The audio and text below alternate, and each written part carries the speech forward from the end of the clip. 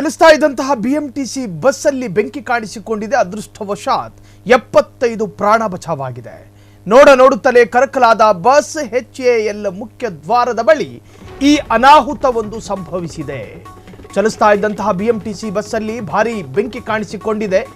ಅದೃಷ್ಟವಶಾತ್ 75 ಪ್ರಾಣ ಉಳಿದುಕೊಂಡಿದೆ. ನೋಡುತ್ತಲೇ ಬಸ್ಸು ಕರಕಲಾಗಿದೆ.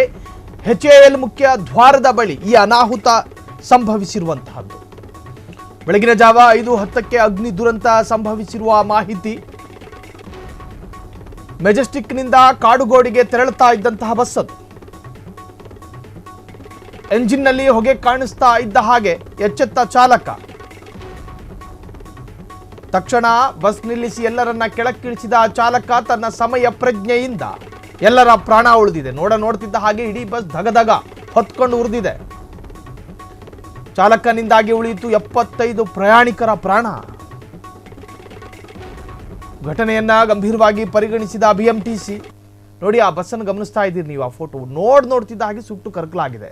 ಕಾಡುಗೋಡಿಗೆ ಹೋಗ್ತಾ ಇತ್ತು ಬಸ್ಸು. ಆ ಬಸ್ಸಿನ ಹಿಂದ್ಗಡೆ ಭಾರಿ ಪ್ರಮಾಣದ ಬೆಂಕಿಯ ಲಕ್ಷಣಗಳು ಕಾಣುತ್ತೆ. ಅರ್ಥಾತ್ ಡ್ರೈವರಿಗೆ ಅದರ ಒಂದು ಫೀಲಿಂಗ್ ಅಥವಾ ಅನುಭವಕ್ಕೂ ಬರುತ್ತೆ. ತಕ್ಷಣ ಗಾಡಿನ ಸೈಡ್ಗೆ ಹಾಕ್ತಾನೆ. ಪುಣ್ಯಾತ್ಮ ಇಳಿದ ಅದರ ಒಳಗಿದ್ದ ಎಲ್ಲಾ ಪ್ರಯಾಣಿಕರನ್ನ ಆತುರಕ್ಕೆ ಬಿದ್ದು ಎಲ್ಲರನ್ನು ಕೆಳಗಿಳಿಸ್ದ.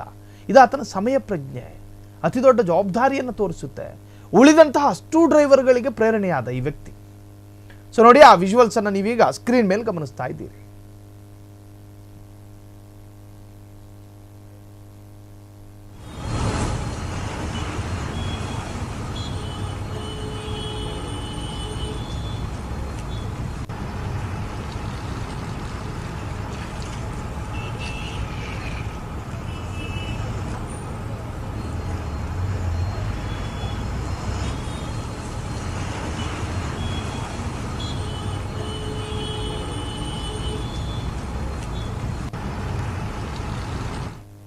ಕ್ಷಣದ ಸುದ್ದಿಗಳಿಗಾಗಿ ಫ್ರೀಡಂ ಟಿವಿ ಸಬ್ಸ್ಕ್ರೈಬ್ ಮಾಡಿ, ಲೈಕ್ ಮಾಡಿ ಹಾಗೂ ಫಾಲೋ ಮಾಡಿ.